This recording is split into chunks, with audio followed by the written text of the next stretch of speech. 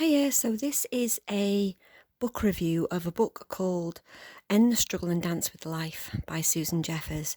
Now, this book I've actually had for 10 years.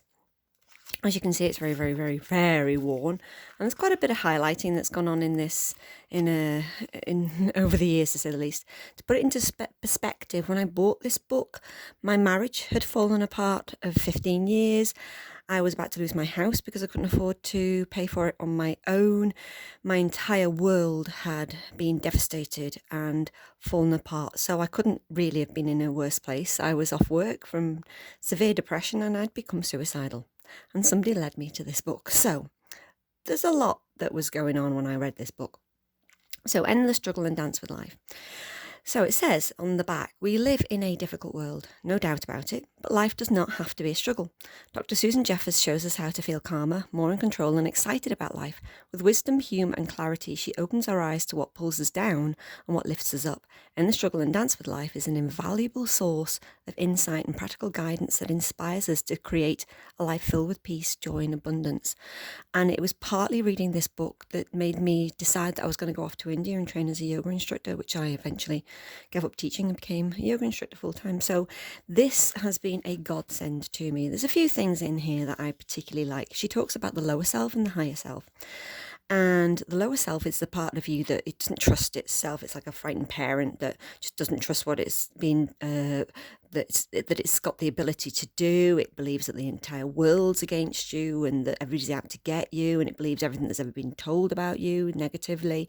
But the higher voice sees above all that, and higher voice understands that everything, even the most difficult situations, are things for you to, as a place for you to learn and for you to grow. It understands that all situations in our life, that we will find a way to be able to get through it. Self has got great vision, etc. So there's so much that's in this book that teaches you an awful lot, but particularly about yourself. And one of the ones that I took from it, and I often say to myself, even now, it's all happening perfectly. Whatever happens in my life, I'll handle it, I'll learn from it, and I will make it a triumph. And there was one little thing in this book that I do just have to share, and that's that there's a section she's talking about climbing the ladder to success. We all know that phrase, don't we? And basically, she's saying that you get to the top of this ladder, and you've created and you've achieved so much in your life, and then you get to the top and you realise you've put the ladder upside the wrong wall. So you're going to have to go right all the way back down to the bottom again.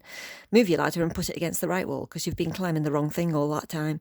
So that always made me giggle, because exactly how I felt. I thought, oh my God, all these things I've got in my life, that they're not where I'm meant to be. They're not what I'm meant to be. This is not what I'm meant to be doing.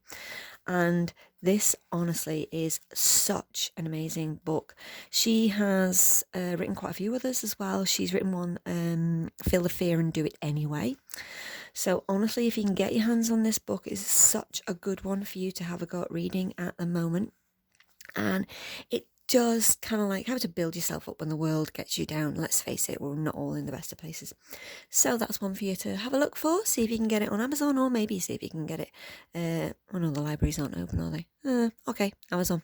Bye bye.